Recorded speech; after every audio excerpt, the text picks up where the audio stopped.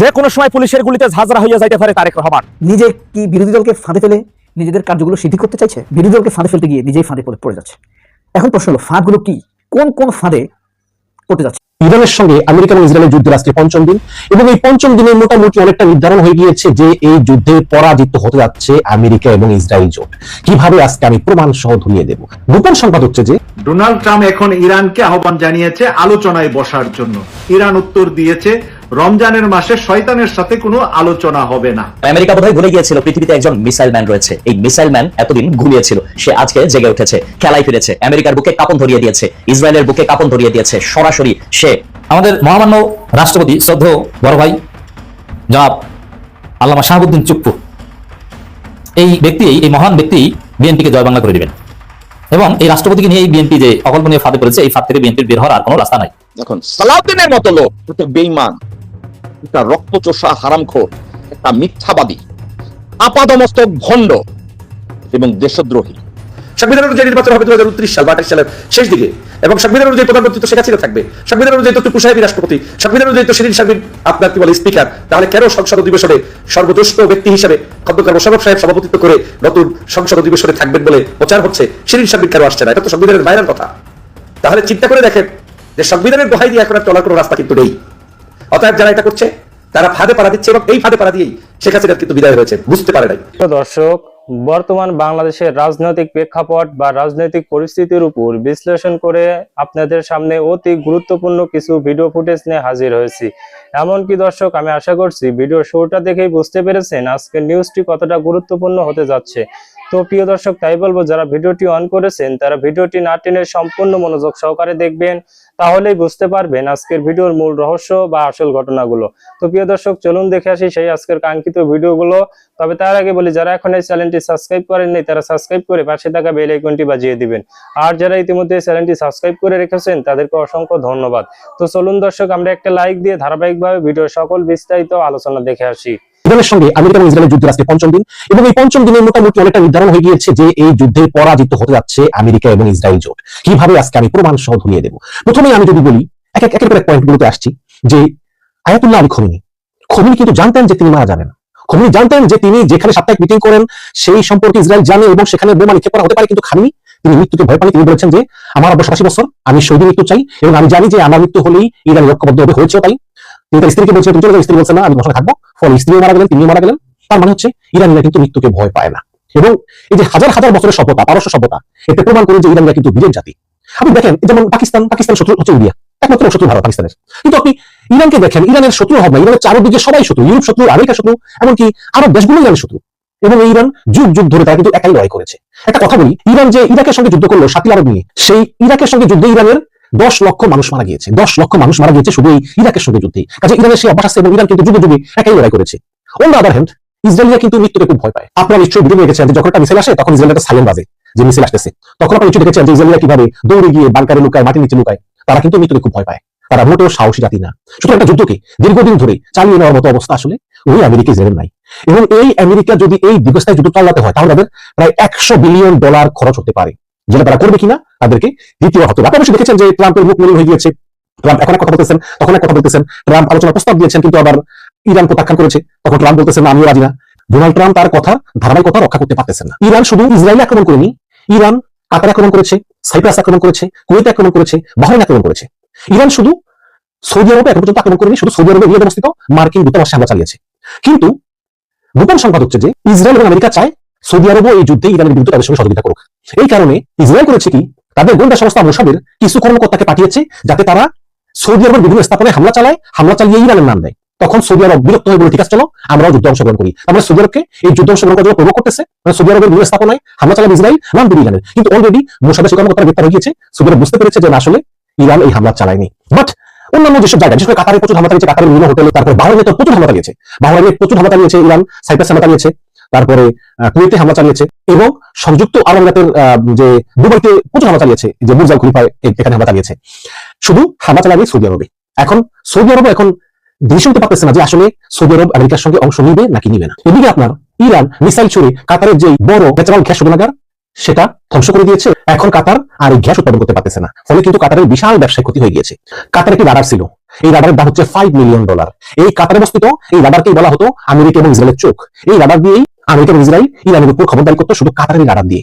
Iran সেই রাডারটা ধ্বংস করে দিয়েছে এবং যুদ্ধ শুরুর আগে আমেরিকা থেকে 2টি যুদ্ধবাহী রণতরী বলা হয় ফ্রিগেট, একটা ফ্রিগেট তারা 150 বিমান ক্যারি করতে পারে, 150 যুদ্ধ বিমান। এই 2টা ফ্রিগেট নাম হচ্ছে আব্রাহাম লিঙ্কন এবং জারাল্ড ফোর্ড, এবং এই 2টা বিমানবাহী রণতরী তারা উপসাগরীয় অঞ্চলে আসে, সেখান থেকে যুদ্ধ জাহাজগুলো উড়ে গিয়ে ইরানের উপর বোমা মেরে আবার তারা এই জাহাজে ফিরে আসে। এখন সমস্যা হচ্ছে যে এই জাহাজগুলোতে কিন্তু বড় কোনো রসদ থাকে না, মজুদ থাকে না। এখানে খুব স্বল্প পরিমাণ রসদ মজুদ করে রাখে। কারণ হচ্ছে যে যদি কোনো অ্যাক্সিডেন্ট ঘটে তাহলে এই যে এত বড় মিসাইল, এত বড় বোমা গুলো আমাদের একসাথে ব্লাস্ট হয়ে যাবে, তাই না? কাজে এই রণতরীগুলোতে একটা নির্দিষ্ট পরিমাণ স্টক থাকে, কিন্তু এই স্টকগুলি আবার রিস্টক করার জন্য যে কোনো একটা পোর্টে যেতে হয় রিসাপ্লাইয়ের জন্য। আগে এই আমেরিকার রণতরীগুলো যেত বাহরাইনের সালমান পোর্টে। এই বাহরাইনের সালমান পোর্টে আবার করেছে কি, ইরান কয়েকটা ক্ষেপণাস্ত্র নিক্ষেপ করেছে, নিক্ষেপ করে ওই সাপ্লাই চেইনটা পুরো ধ্বংস করে দিয়েছে। এখন আমেরিকার এই 2টা রণতরীতে গোলা বারুদ মিসাইল রিস্টক করার জন্য অল্টারনেটিভ অপশন কি? অল্টারনেটিভ অপশন হচ্ছে দিয়াগো গার্সিয়া পোর্ট। এই দিয়াগো গার্সিয়া পোর্ট হচ্ছে একটা ব্রিটিশ টেরিটরি। এটা হচ্ছে আপনার ওই মালদ্বীপ আছে না, মালদ্বীপ থেকে সোজা মনে করেন আপনি একদম দক্ষিণে যদি আপনি জাহাজকে চালান 2-3 দিন বা 4 দিন, তখন আপনার ছোট আইল্যান্ড আছে, সেখানে এই দিয়াগো গার্সিয়া, সেখানে অবস্থিত এই দিয়াগো গার্সিয়া। সেখানে একটা আমেরিকা ইংল্যান্ডের একটা মিলিটারি বেস আছে সেখানে। এখন যদি সেখানে গিয়ে এই রিফুয়েলিং করা লাগে, রিস্টোর করা লাগে, তাহলে যাইতে 3 দিন, আসতে 3 দিন, মোট 6 দিন লাগে। এত দিন তো সময় নেই। তো এই যখন বিপদে পড়ছে তখন ফ্রান্সকে বলছে তোমরা একটা রণতরী পাঠাবে। এখন ফ্রান্স একটা রণতরী পাঠিয়েছে, আবার ইংল্যান্ড বলছে আগে যুদ্ধ শুরু করবে না, এখন তো বলতেছে করবে, স্পেন বলছে করবে না, ট্রাম্প বলছে শিক্ষা দিয়ে দিব, ওই জার্মানি বলতেছে করবে। কিন্তু ইরান আসলে একা, ইরান সবার সঙ্গেই লড়তেছে। ইরানের হারানোর কিছুই নাই, ইরানের জীবনের মায়া নাই, ইরান কষ্ট সহ্য করতে পারে। ইরান বলতেছে তোমরা আমার দেশে যত বড় হামলা চালাও আমরা সার্ভাইভ করবো, কিন্তু আমরা যে হামলা চালাবো সেই হামলা সহ্য করার ক্ষমতা থাকতে হবে। এখন যদি দিনের পর দিন এই সৌদি আরবে, কুয়েতে, কাতারে এভাবে ইকোনমি বন্ধ হয়ে যায়, ব্যবসা বাণিজ্য বন্ধ হয়ে যায়, দেশ ধ্বংস হয়ে যায়, তাহলে কিন্তু একসময় এই আরব দেশের জনগণই তাদের বাচ্চার বিরুদ্ধে বিদ্রোহ করবে যে তোমরা কি করতেছো। এবং আমেরিকার এই $1 ট্রিলিয়ন ট্রাম্প কিন্তু প্রেসিডেন্ট হওয়ার সময় বলেছিল যে আমি যুদ্ধ বন্ধ করবো, কিন্তু সেই ট্রাম্প এখন সেই পরিস্থিতি ধ্বংস করে একের পর এক যুদ্ধে যাচ্ছে এবং একের পর এক পয়সা ঢালতেছে। কত পয়সা ঢালবে? ওদিকে ইউক্রেন যুদ্ধ, ওদিকে ভেনেজুয়েলা থেকে মাদুরাকে তুলে নিয়ে আসলো, এখন আবার জড়ালো সেই ইরানের সঙ্গে যুদ্ধে। এবং এই ইরানের সঙ্গে যুদ্ধে কিন্তু এই আমেরিকা এবং ইসরায়েলের পরাজয় অবধারিত। কারণ যতই যুদ্ধ দীর্ঘ হবে ততই কিন্তু ইসরায়েল এবং আমেরিকার পরাজয় হতে থাকবে। তাদের দেশের জনগণ এটা মেনে নিবে না এবং এটা বহন করার মতো ক্ষমতাও কিন্তু এই মিডল ইস্টের দেশগুলোর নাই, সুন্নি দেশগুলোর।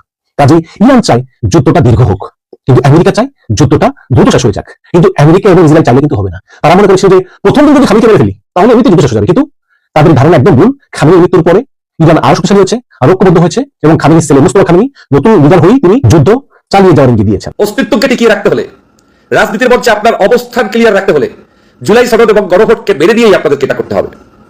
আমার কাছে কেন জানি মনে হচ্ছে এই পথটি কেউ না কেউ উস্কে দিয়ে শুরু করে দিয়েছে এবং এই উস্কানির মধ্যে কেউ পাড়া দিয়ে আজকের এই জুলাই সনদ এবং গণভোটের বিরুদ্ধে দাঁড় করিয়ে দিয়ে একটা সময় আপনার শাসন ব্যবস্থাটা কি প্রশ্নবিদ্ধ করে ফেলবে। এবং তখন এই জুলাই সনদ যে হয় নাই, গণভোট যে হয় নাই, এটা যে সঠিক ছিল না, এইটাকে আপনার এক্সাম্পল হিসেবে দেখাবে যে আদালত তো ইতিমধ্যেই রায় দিয়েছে যে এটা অবৈধ, এটা সঠিক নয়, তার মানে আপনারা যারা ক্ষমতায় আছেন আপনারাও অবৈধ, এটা সঠিক নয়, এরকম করে আপনাদেরকেও প্রশ্নবিদ্ধ করবে, যেটা হয়তো আপনি এখনো অনুভব করতে পারছেন না। আমি বারবার বলি এটা আসার অন্যতম কারণ হচ্ছে ক্ষমতার মোহ, দীর্ঘমেয়াদী ক্ষমতায় থাকার একটি স্বপ্ন। আমি বিএনপির বর্তমান সময়ে যারা নেতৃত্ব রয়েছে, বিশেষ করে প্রধানমন্ত্রী যিনি রয়েছেন জনাব তারেক রহমান সাহেব, আপনার প্রতি উদাত্ত আহ্বান থাকবে যদি এই পথে হাঁটতে যান তাহলে সেই পথ কিন্তু বাংলাদেশের জুলাইয়ের পরে শেষ হয়ে গিয়েছে, ওই পথে আর কেউ যেতে পারবে না। নতুন করে এই বাংলাদেশে কেউ ফেসিবাদ সৃষ্টি করুক, এটা এদেশের যুব সমাজ, এদেশের ছাত্র সমাজ, এদেশের নারী সমাজ, তরুণ ভোটার এরা কেউ চাবে না। 2000 মানুষের রক্তের বিনিময়ে আজকের এই বাংলাদেশটা নতুন করে জুলাই বিপ্লবের পরবর্তীতে দেশ গঠন হয়েছে। আজকে জুলাই সনদকে যে প্রশ্নবিদ্ধ করা হচ্ছে, জুলাই ভোটকে যে প্রশ্নবিদ্ধ করা হচ্ছে, অথচ এই ভোটকে নিয়ে গত 18 মাস পর্যন্ত পর্যালোচনা হয়েছে, জুলাই সনদের লেখালেখি নিয়ে 18 মাস পর্যন্ত কোটি কোটি টাকা ব্যয় করে তারপর পর্যালোচনা হয়েছে। বাংলাদেশের সকল রাজনৈতিক দলের সদস্যরা সেখানে অংশগ্রহণ করেছেন। বিএনপির পরামর্শের ভিত্তিতেই কিন্তু গণভোট এবং জাতীয় সংসদ নির্বাচন একই দিনে অনুষ্ঠিত হয়েছে। তারপরেও সেই গণভোটকে প্রশ্নবিদ্ধ করার মানে হচ্ছে গত যে নির্বাচনটা গিয়েছে গত কয়েকদিন আগে, এই নির্বাচনটাকে আপনি প্রশ্নবিদ্ধ করে দিবেন এবং এই নির্বাচনটাকে আপনি শেষ করে ফেলবেন। এবং তাই হবে। যদি তাই হয় তাহলে কিন্তু বাংলাদেশে যারা ক্ষমতায় এসেছেন এই ক্ষমতাটা দীর্ঘমেয়াদে যতদিন নিয়ম অনুযায়ী থাকার কথা ততটুকু থাকার রাস্তাটাও কিন্তু বন্ধ হয়ে যাবে। আলটিমেটলি আমার যেটা ভয় হচ্ছে, কোনো একটি বিদেশি চালে হয়তো ট্রানজাকশন পিরিয়ড হিসেবে আপনারা এখানে বসে গিয়েছেন এবং আপনারা নিজেরাও অনুভব করতে পারছেন না যে আপনারা চলে যাওয়ার পরে কি অন্ধকার সময় সামনে আসছে, কারণ আপনাদেরকে চলে যেতেই হবে তার একটা সূচনা কিন্তু শুরু করে দিয়েছেন। অতএব যদি এখনই সাবধান হয়ে গণভোট এবং জুলাই বিপ্লবের পক্ষে অবস্থান না নেন তাহলে আপনাদেরকে প্রশ্নবিদ্ধ করা হবে, আপনাদের এই অবস্থানটাকে শেষ করা হবে। গত 18 মাসে ডক্টর মোহাম্মদ ইউনূস সাহেব প্রায় 135টা অধ্যাদেশ এই গত সরকারের সময় বিভিন্ন সময় জারি করা হয়েছে, তাহলে সেই সবগুলো অবৈধ হয়ে যাবে। নির্বাচন হয়েছে সেটা অবৈধ হয়ে যাবে, সরকার যে শপথ করেছে যার মাধ্যমে করেছে সেটা অবৈধ হয়ে যাবে, কারণ এগুলো কোনো কিছুই কিন্তু সংবিধানের সাথে নাই। সংবিধানটাই কিন্তু দেশ নেত্রী বেগম খালেদা জিয়া একসময় বলেছিলেন যে আস্থা করে নিক্ষিপ্ত করতে হবে, কারণ এগুলো শেখ হাসিনার লেখা একটা মানে চটি বই। আপনারা সেই খালেদা জিয়ার বক্তব্য ভুলে গিয়েছেন। খালেদা জিয়া এই সংবিধানকে বলেছিলেন এটা শেখ হাসিনার বানানো একটা পাতা, এটা রিয়াল সংবিধান আর থাকে না, এটা নেই। অতএব আপনি যদি সংবিধান করা শুরু করেন তাহলে এই সংবিধান তো বাংলাদেশের বর্তমান সময় নির্বাচনটাও করতে দেওয়ার কথা না। সংবিধান অনুযায়ী নির্বাচন হবে 2029 সাল বা 28 সালের শেষ দিকে, এবং সংবিধান অনুযায়ী প্রধানমন্ত্রী তো শেখ হাসিনা থাকবে, সংবিধান অনুযায়ী তো চুপ্পু সাহেবই রাষ্ট্রপতি, সংবিধান অনুযায়ী তো শিরিন শারমিন আপনার কি বলে স্পিকার। তাহলে কেন সংসদ অধিবেশনে সর্বজ্যেষ্ঠ ব্যক্তি হিসেবে খন্দকার মোশাররফ সাহেব সভাপতিত্ব করে নতুন সংসদ অধিবেশনে থাকবেন বলে প্রচার হচ্ছে, শিরিন শারমিন কেন আসছে না? এটা তো সংবিধানের বাইরের কথা। তাহলে চিন্তা করে দেখেন যে সংবিধানের দোহাই দিয়ে এখন আর চলার কোনো রাস্তা কিন্তু নেই। অতএব যারা এটা করছে তারা ফাঁদে পাড়া দিচ্ছে, এবং এই ফাঁদে পাড়া দিয়েই শেখ হাসিনার কিন্তু বিদায় হয়েছে, বুঝতে পারে নাই। কিন্তু শেখ হাসিনা যেটা করেছে দীর্ঘমেয়াদী ক্ষমতায় থাকার পরে তারপরে করতে পেরেছে, আর আপনারা শুরুতেই সেটা শুরু করে দেখালেন, এবং সেটার মাধ্যমে কিন্তু আপনারা কিন্তু আপনাদের আগে এটা দেখানোর মাধ্যমে আপনারা আপনাদের জায়গাটা জাতির কাছে পরিষ্কার করে ফেললেন। দেশের খেলাটা জটিল এক পরিস্থিতিতে নিপতিত হয়েছে, রাজনৈতিক পরিস্থিতির কথা বলছি। তবে এখানে একটি জটিল ব্যাপার আছে, কে কাকে ফাঁদে ফেলছে, কে কাকে জটিল পরিস্থিতিতে ফেলছে, নাকি অন্যকে জটিল পরিস্থিতিতে ফেলতে গিয়ে নিজেই ফাঁদে পড়ে যাচ্ছে। প্রশ্নটা হলো সেখানে জটিলতা, সেখানে উত্তরটা পাওয়া যাবে এই আলোচনায়। বিষয়টি যদি আপনি আলাপ করেন বা চোখ জাস্ট অবজারভেশনের মধ্যে নিজের চোখকে রাখেন, তাহলে আপনি অনুমিত হবেন, অনুমান করতে পারবেন, ধারণা নিতে পারবেন যে বিষয়টি কিন্তু 360 অ্যাঙ্গেলে ঘুরছে। কখন যে কার দিকে যাচ্ছে পরিস্থিতি, ঠিক আছে। ভোটের আগে যেমন দেখা গেছে কখনো এই আজকে মনে হয়েছে যে জামাত জিতে যাবে নিশ্চিত, আবার পরের দিন মনে হয়েছে বিএনপি জিতে যাবে। এভাবে কিন্তু প্রতি মুহূর্তে পরিস্থিতিটা ঘুরেছে। বর্তমানে এখন পর্যন্ত শপথের পর থেকে, শপথ হয়েছে কত তারিখ? 17 তারিখ, 18 তারিখ, সেই থেকে এখন পর্যন্ত 12 দিন। 12 দিনের সরকার নিজে কি বিরোধী দলকে ফাঁদে ফেলে নিজেদের কার্যগুলো সিদ্ধি করতে চাইছে, নাকি বিরোধী দলকে ফাঁদে ফেলতে গিয়ে নিজেই ফাঁদে পড়ে যাচ্ছে? এখন প্রশ্ন হলো ফাঁদগুলো কি, কোন কোন ফাঁদে পড়তে যাচ্ছে? তবে এটা সঠিক, এটা সত্য কথা, এই বিষয়গুলো নিয়ে যদি কেউ খেলা খেলে, বিষয়গুলো অবশ্যই বলছি আমি, তবে বিরোধী দল ফাঁদে পড়বে সেটা জানি না, সরকারি দল ফাঁদে পড়বে সেটাও জানি না, আমাদের দেশটা কিন্তু ফাঁদে পড়ে যাবে। 5 বছরের অন্তত একটা চক্রে আমরা পড়ে যাব। এই চক্র আমাদের জাতিগত সময় অপচয় করবে। ঠিক একইভাবে আপনি যেমন দেখেন জুলাই সনদ নিয়ে আদালতে যাওয়া, একটি মারাত্মক ঘুরপাকে কিন্তু আমাদের দেশ পড়ে যাবে। বিএনপির পক্ষে থাকবে বিশিষ্ট আইনজীবীরা, কয়েকজন জজও থাকতে পারে, এমনকি তাদের পক্ষে রায়ও যেতে পারে। এই আইনি ঘুরপাকে জুলাই সনদকে ফেলে দিতে চাইছে বিএনপি। খুব স্বাভাবিকভাবে জামায়াত, এনসিপি এবং অন্যান্য তরুণ ইয়াং ওরিয়েন্টেড রাজনৈতিক দলগুলো চাইবে যে জুলাই সনদ বাস্তবায়ন হোক।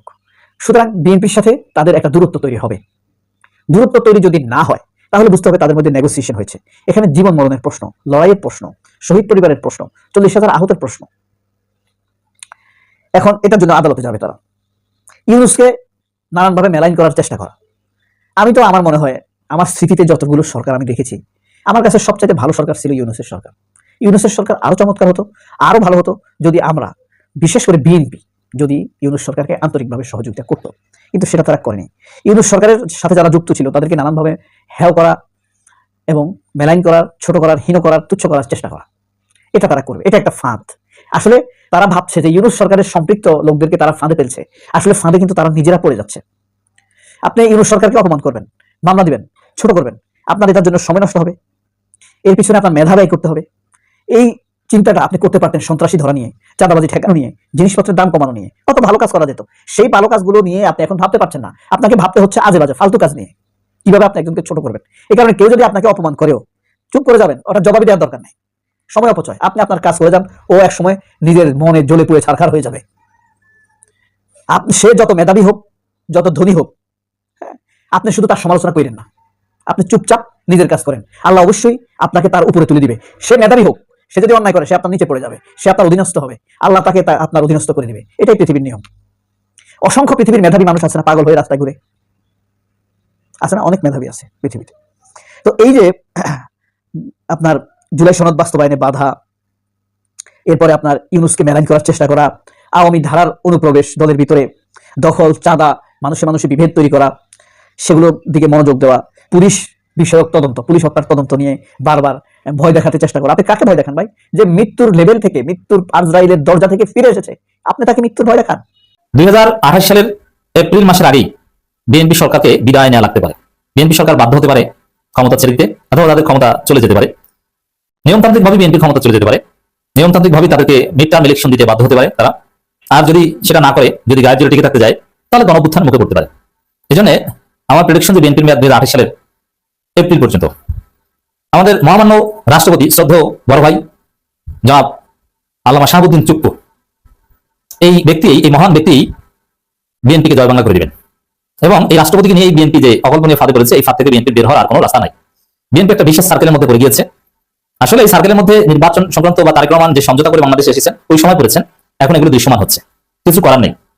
কারণ দেখেন, রাজনীতি স্বাভাবিকভাবে চললে, স্বাভাবিক ব্যাকরণ মেনে চললে সবকিছু ঠিকঠাক হতো, কিন্তু শুরু থেকেই তো অস্বাভাবিক ভাবে চলে আসে। যেমন যদি এরকম হচ্ছে বাংলাদেশে হাসিনা পতন হয়েছে, অতএব হাসিনা এস্টাবলিশমেন্ট থাকবে না, সব ভেঙে চলে নতুন কিছু করা হয়েছে। তারেক রহমান সাথে সাথে বাংলাদেশে চলে এসেছেন অনিবার্যভাবে। তারেক রহমান 5 আগস্ট হাসিনা পালিয়েছে, 8-9 তারিখ তারেক রহমান বাংলাদেশে চলে আসবেন। এটি তো সিম্পল হওয়ার কথা ছিল না, আসে নাই। তারেক রহমান লন্ডনে বসে কলকাতা নিয়েছেন। এরপরে এক পর্যায়ে তার মা অসুস্থ, তিনি দেশে আসতে পারছেন না, বললেন যে দেশে আসাটা এটা আমার একক অবারিত সিদ্ধান্ত নয়। কার উপর সিদ্ধান্ত নির্ভর করে তাও ক্লারিফাই করলো না। হঠাৎ করে আমরা দেখলাম যে তিনি দেশে ফিরে আসলেন এবং বিভিন্ন গণমাধ্যমে খবর বের হলো, ভারতের গণমাধ্যমে, যে ভারতের সাথে চুক্তি করে এসেছেন 3টে শর্তের বিনিময়ে। এবং আমি একটা আলোচনায় বা বিভিন্ন আলোচনায় বলেছি বারবার যে বাংলাদেশের প্রধানমন্ত্রী হওয়ার গ্যারান্টি পাওয়া ছাড়া তারেক রহমান দেশে আসবেন না। তা প্রধানমন্ত্রী হওয়ার গ্যারান্টি পেয়েছেন, এসেছেন। এই যে নির্বাচনের আগে প্রধানমন্ত্রী হওয়ার গ্যারান্টি পাওয়া, এটি তো অসম খেলা, অস্বাভাবিক খেলা। এই খেলার পরিণতি ভালো হয় না। কিন্তু জনগণের সুষ্ঠু ভোটে ক্ষমতা আসলে আপনি সুষ্ঠুভাবে আপনার মেয়াদ পূর্ণ করতে পারবেন, এটাই স্বাভাবিক। কিন্তু না, বিএনপি সেটা করেনি। সেই লন্ডন বৈঠক সমিতি ঈদের পর লন্ডনে যে বৈঠক হয়েছে তারেক রহমানের সাথে এবং প্রফেসর ইউনূসের সাথে, ওই সময় একটা ডিল, আর বাকি ডিল তারেক রহমান দেশে আসার আগে মোদির সাথে একটা ডিল। ওই ডিলের মাধ্যমে ডিপ স্টেট, ভারত, যুক্তরাষ্ট্র, মিডিয়া মিলে, আওয়ামী লীগ মিলে বিএনপিকে ক্ষমতা বসিয়েছে। কারণ এইভাবে ক্ষমতায় আসার ফল যে কতটা কঠিন হতে পারে বিএনপি 2028 সাল শুরু হলেই বুঝবে। দেশে এমনিতেই অশান্তি লেগে যাবে, অলরেডি তো অশান্তি লেগে আছে। বিএনপি এই কয়দিন ক্ষমতায় আসলো, 15 দিন, এর মধ্যে 40 জন হত্যাকাণ্ডের ঘটনা ঘটে, 40টা, মানে প্রত্যেক দিন প্রায় 3টা, এবং তার মধ্যে 10 জনের কাছাকাছি আছে বিএনপি লোক নিজেরা নিজেদের হত্যা করেছে, বাকি প্রতিপক্ষ বা নানান অপরাধ, এবং সব অপরাধের সাথে বিএনপি জড়িত। এই 40টা হত্যাকাণ্ড সবগুলোর সাথে বিএনপি জড়িত, আর যত ধর্ষণ বা যত ঘটনা দেখেন প্রত্যেকটার সাথে বিএনপি জড়িত। মানে এটা বিএনপির ক্ষমতা কাঠামো ব্যবহার করে এটা করা হচ্ছে। আবার মন্ত্রীরাই অসহায়ের মতো বলছেন যে ভয়াবহ লোডশেডিং হতে পারে, লোডশেডিং মেনে নেওয়া ভালো ঋণের চাইতে। আবার এখন সেই যে যুক্তরাষ্ট্র ভারত ক্ষমতা এসেছে, সেই যুক্তরাষ্ট্রের কাছে সহায়তা চাচ্ছেন, জ্বালানি সহায়তা চাচ্ছেন। মানে জ্বালানি নাই, যুক্তরাষ্ট্র দাও। যুক্তরাষ্ট্র তো নিজেরা যুদ্ধে ইনভেস্ট করতে করতে বেকারে পড়বে, বাংলাদেশকে কি জ্বালানি সহায়তা দিবে? আবার ডিজিএফআই প্রধানকে ভারত পাঠাচ্ছে, বুঝতে পারছেন? আবার মানে বাংলাদেশে একটা ভয়াবহ দুর্ভিক্ষের মতো হতে পারে, জ্বালানি তেলের অস্বাভাবিক দাম বৃদ্ধি পাবে, এবং হরমুজ প্রণালী পুরোপুরি ইরান আইয়ের যে নিয়ন্ত্রণে নিয়েছে। এখন বুঝবেন এই জন্য আগেভাগে যুক্তরাষ্ট্রের কাছে জ্বালানি সহায়তা চেয়েছে। এই এপ্রিল মে মাসেই ভয়াবহ লোডশেডিং হয়, বাংলাদেশের মানুষ যথেষ্ট রাজপথে নামে, কানসারের মতো ঘটনা করতে পারে। এবং আমাদের যিনি বিদ্যুৎ প্রতিমন্ত্রী আছেন তিনি তো মহা দুর্নীতিবাজ, তিনি নিজে তো খাবেন, এটা তো তার অন্যতম এজেন্ডা, ভারতকে দিতে হবে, আবার ভারতের সাথে বিভিন্ন চুক্তি করতে হবে। তো সবকিছু মিলিয়ে এমনিতেই বিএনপির ভয়াবহ দুঃশাসন কবলে পড়বে দেশ, এটা অলরেডি শুরু হয়ে গেছে। তার মধ্যে রাষ্ট্রপতি চুপ্পুকে নিয়ে বিএনপি অসহায়, কি স্বাভাবিক, একদম স্বাভাবিক। বিএনপি ক্ষমতা এসেছে, এখন বিএনপি খন্দকার মোশাররফকে রাষ্ট্রপতি বানাবে। তো এখানে চুপ্পুকে রেখে দেওয়ার তো প্রশ্নই আসে না। চুপ্পুকে এতদিন রেখেছে একটা বিশেষ সাথে, ঠিক আছে, এটা মানা যায়, কিন্তু এখন তার চুপ্পুকে বিএনপি রাখতে চাইবে না। জামাত এনসিপি তাকে গ্রেপ্তারের দাবি করছে অভিশংসন করে, কিন্তু বিএনপি চুপ্পুকে রাখতে চাইবে, এটা তো হতেই পারে না। কিন্তু না, সেই বিএনপি এখন বলছে, মির্জা ফখরুলের বক্তব্য দেখেন, রাষ্ট্রপতি হওয়ার মতো বিএনপিতে 3-4 জন আছেন, কিন্তু প্রশ্ন হচ্ছে এখনই রাষ্ট্রপতি নির্বাচনে আলোচনা কেন? সংবিধান অনুযায়ী বর্তমান রাষ্ট্রপতির মেয়াদ তো শেষ হয়নি। মজা না মির্জা ফখরুলের বক্তব্য? এর মানে সংবিধান অনুযায়ী বর্তমান রাষ্ট্রপতির মেয়াদ 2028 সালের এপ্রিল পর্যন্ত। তাহলে সংবিধান অনুযায়ী তো প্রধানমন্ত্রী হাসিনা, তাই না? সংবিধান অনুযায়ী ইউনূস পালানো, এগুলো কোনো বিধান নাই। সংবিধান অনুযায়ী কিছু হয়নি। সংবিধান অনুযায়ী এই সরকারের শপথ হয়নি, এমপিদের শপথ সংবিধান অনুযায়ী হয়নি। এমপিদের শপথ পাবেন স্পিকার কোথায়? এর মানে বিএনপি অনিচ্ছা সত্ত্বেও চুপ্পুকে রেখে দিতে হচ্ছে, যেটা মির্জা ফখরুল স্পষ্ট করছে। এবং এটা কখন বলছেন? প্রণয় বর্মার সাথে সাক্ষাতের একদিন পর প্রণয় বর্মা মির্জা ফখরুলের সাথে মিটিং করেছেন, তারপরে মির্জা ফখরুল এই কথা বলছেন যে না, আমাদের রাষ্ট্রপতির মেয়াদ তো শেষ হয়নি। প্রিয় দর্শক, আমি আশা করছি ভিডিওটি সম্পূর্ণ মনোযোগ সহকারে দেখেছেন। সেই সাথে ভিডিও সম্পর্কিত কোনো তথ্য বা মতামত থাকলে কমেন্ট বক্সে জানিয়ে যাবেন। আজকের মতন এখানে শেষ করছি, ফিরে আসছি আগামী দিনের নতুন একটি টপিক নিয়ে। সে পর্যন্ত সবাই ভালো থাকবেন, আল্লাহ হাফেজ।